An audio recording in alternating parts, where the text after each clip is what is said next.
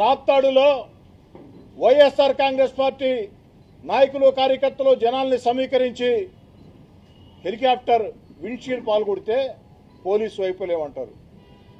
గుంటూరులో జగన్మోహన్ రెడ్డి గారి కారు దుర్మార్గంగా ఒక అమాయకుడి ప్రాణాలకి బలైతే పోలీసులు వైపులేమంటారు.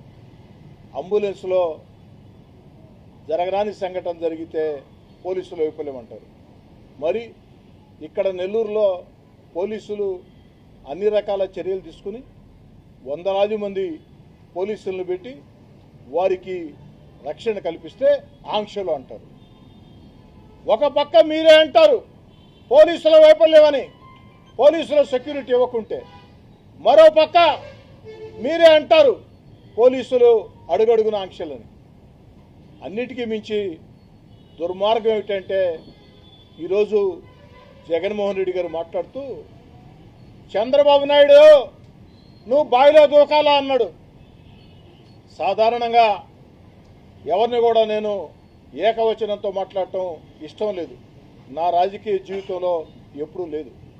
కానీ మా నాయకుడు చంద్రబాబు నాయుడు గారిని జగన్మోహన్ రెడ్డి గారు బావిలో దూకమన్నారు కాబట్టి నేను కాస్త ఘాటుగా చెప్పదలుచుకున్నాను.